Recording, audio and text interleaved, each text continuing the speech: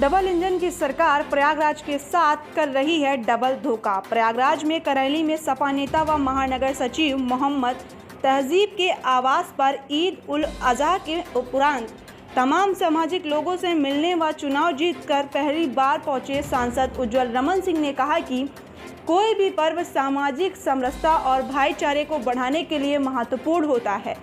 ऐसे में सभी एक दूसरे से भेदभाव बुलाकर गले मिलते हैं। वहीं पत्रकारों के सवाल पर कहा, डबल इंजन की सरकार प्रयागराज के साथ डबल धोखा कर रही है।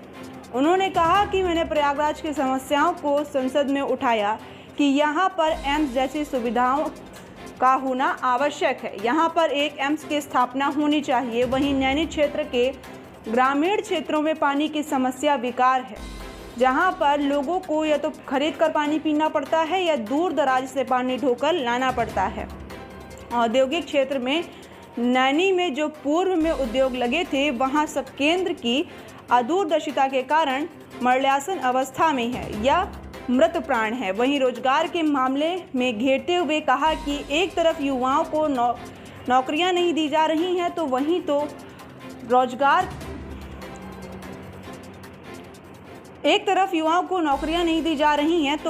रोजगार कर रहे लोगों को अतिक्रमण के नाम पर उजाड़ा व परेशान किया जा रहा है। उन्होंने क्षेत्र की जनता के प्रति आभार जताते हुए कहा कि यहाँ के लोगों ने बहुत बड़ी संख्या में मुझे वोट देकर देश की संसद में भेजा है, तो मेरा यह कर्तव्य बनता है कि मैं इन लोगों का एक एक ऋण चुका सकूं और विकास की गंगा बहा सकूं। कार्यक्रम के मुख्य रूप में MLC मान सिंह यादव, विनय कुशवाहा, संदीप यादव, बादशाह खान, मोइन हबीबी, मशहद खान, योगेश यादव, महबून उस्मानी, डॉक्टर निशार, साबाबू लल आदि लोग उपस्थित रहे। आज ईद के मौके पर जो है उस समय आ नहीं पाए थे, तो बकरीद के बाद आज सब लोगों के बीच आए हैं और अमन चैन शांति का संदेश है और ये खुशियों का हम लोग त्यौहार मिलजुल कर हमेशा मनाते रहे हैं।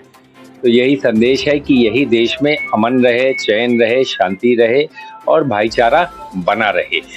यही संदेश जाना चाहिए पूरे देश में, क्योंकि चाहे कोई भी त्यौहार हो, चाहे होली का त्यौहार रहा हो, चाहे ईद का त्यौहार हो, चाहे बकरीद का त्यौहार हो, चाहे और त्यौहार जो होते हैं, दिवाली हो, दशहरा हो, सब लोग हिंदुस्तान की और जो गंगा जमुनी जो तहजीब है वो ये कहती है कि सब लोग मिलजुल कर एक दूसरे के खुशियों में, एक दूसरे के गम में शामिल हो। तो यही संदेश है, भाईचारे का संदेश, जिसको लेकर हम लोग आगे बढ़ना चाहते हैं। देखिए, निश्चित तौर से 1 साल पूरा हुआ लोगों को दुआओं की बदौलत, और जो इलाहाबाद की जनता है जिस तरीके से उसने हमको जो है चुनने का काम किया है, मैं तो तहे दिल से जनता का शुक्रिया अदा करना चाहता हूं कि इतनी बड़ी आपने ताकत जो दी है। और 1 साल में जितना कुछ प्रयागराज की बेहतरी के लिए हो सकता था, इलाहाबाद को आवाज को हमने संसद में उठाने का काम किया। जो यहाँ की समस्याएं हैं, यहाँ की समस्या क्या है? यहाँ की समस्या स्वास्थ्य को लेकर है कि यहाँ एम्स होना चाहिए। हमने केंद्र में मंत्री जी से भी मिलकर और सदन में भी इस बात को उठाने का काम किया। प्रयागराज के ग्रामीण अंचलों में समस्या है कि नैनी का जो औद्योगिक क्षेत्र जो बंद पड़ा है, उसको चलाने की समस्या के लिए हमने उठाया है। सरकार की आंखें खोलने का प्रयास किया है कि 75 साल बाद भी जमुना पार के इलाकों में टैंकरों से पानी की सप्लाई होती है, सिंचाई का पानी नहीं है। तो कहीं न कहीं केंद्र सरकार और उत्तर प्रदेश की जो डबल इंजन की सरकार है, प्रयागराज के साथ डबल धोखा कर रही है। प्रयागराज को जहां होना चाहिए, जो दूसरी राजधानी कही जाती थी, उसकी अस्मिता के साथ खिलवाड़ किया जा रहा है।